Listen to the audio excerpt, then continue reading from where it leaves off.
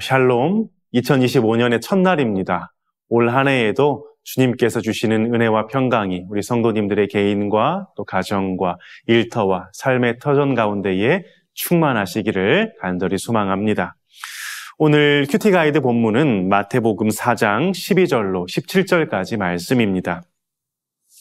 예수님께서 말씀으로 그 사단의 시험을 이기시고 이후에 요한이 잡히셨다는 소식을 듣고 갈릴리로 물러가셨다가 이제 공적인 사역, 공생애를 시작하시는 장면이 오늘 본문에 등장을 합니다.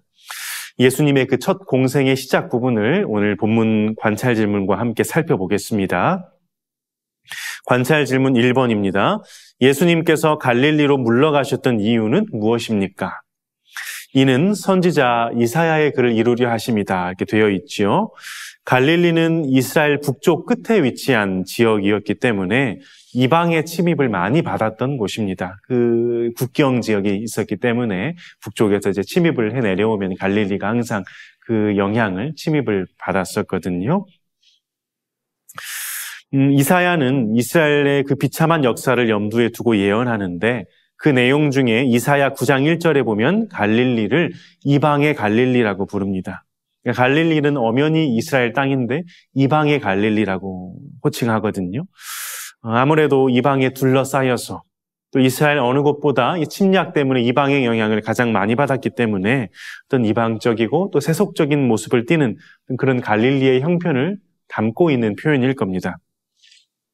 물론 이사야 9장의 이 말은 세속적인 모습이 강한 갈릴리에 주께서 장차 복음의 은혜를 제일 먼저 베푸셔서 멸시받던 이들을 영화롭게 하리라는 예언입니다. 그래서 예수께서 갈릴리에서 복음을 전파하시고 하나님 나라를 세워가신 일은 이사야 예언의 성취가 되는 겁니다.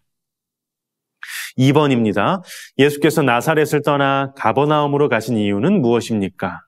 이 또한 마찬가지로 성경의 글을 이루시기 위함인데요. 또 상황적으로 보면 나사렛에서는 고향이었는데 예수님을 그렇게 환영하지 않았어요. 적대적인 태도를 보였거든요. 그래서 나고 자란 그 나사렛 예수님께서 떠나실 수밖에 없는, 그래서 가버나움으로 가셔서 가버나움을 또 제2의 어떤 사역의 어떤 전초기지로 베이스로 이렇게 삼게 된 것입니다. 3번입니다. 예수님께서 공생애를 시작하시며 선포하신 말씀은 무엇입니까? 회개하라, 천국이 가까이 왔느니라 하셨습니다. 예수께서는 당신께서 이 땅에 오신 이유를 이렇게 설명하셨죠. 건강한 자에게는 의사가 쓸데없고 아픈 사람에게야 의사가 쓸모 있는 것처럼 내가 온 것은 의인을 부르러 온 것이 아니요 죄인을 불러 회개시키러 왔노라. 그 공생애를 시작하시면서 회개하라, 천국이 가까이 왔느니라 선포하셨습니다. 연구와 묵상 4번입니다. 예수님께서 공생애를 시작하시며 천국을 선포하신 이유가 무엇인지 묵상해 봅시다. 예수께서 공생애를 시작하시죠. 시간이 그렇게 많지 않습니다. 그러니까 바로 본론으로 들어가시는 거예요. 예수님은 죄인을 불러 회개시키기 위해서 오셨습니다. 예수님의 사역은 하나님 나라의 도래와 구원의 길을 열기 위해 시작됐습니다. 이 회개는 하나님 나라에 들어가기 위한 첫걸음이라고 할 수 있죠. 하나님 나라가 가까이 왔다는 건 어떤 심판과 또 무서운 말만은 아닙니다. 심판이 다가온다는 말이지만 동시에 아직 돌이킬 수 있는, 아직 하나님 나라 안에 속할 수 있는 기회가, 은혜의 기회가 열려 있다는 걸 같이 포함하는 말이거든요. 예수님의 초림은 지금 죄인을 회개시키시기 위해서, 구원을 주시기 위해 오신 겁니다. 예수님이 재림하실 때는 심판주로 오십니다. 그때는 더 이상 회개의 기회가 없습니다. 그러니까 예수님 지금 초림하셔서 지금 오셨을 때 회개하고 천국에 들어가라고, 그토록 주님이 주시고자 하는 그 구원의 기회를 받으라고, 회개는 죄에서 돌이켜서 하나님과 새로운 관계에 들어가는 걸 가리키지 않습니까? 그 길로 나오도록 하는 예수님의 간절한 요청입니다.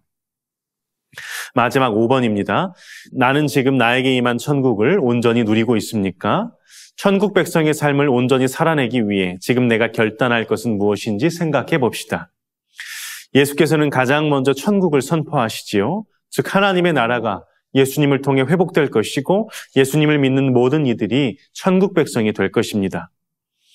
그런데 사실 하나님의 나라는 미래에 우리가 죽어서 가는 곳만을 가리키지는 않습니다. 지금 우리가 있는 이곳에서도 천국을 경험할 수 있습니다. 어떻게 해요? 지금 우리가 있는 곳에 하나님의 다스림과 통치가 있다면, 우리가 그 하나님의 다스림에 순종하고 있다면 그곳이 천국입니다. 아직 완전하지는 않지만 주님 다시 오시는 그날에 온전하게 경험하게 되겠지만, 그럼에도 지금부터 하나님의 나라를 경험해 가도록 하셨습니다.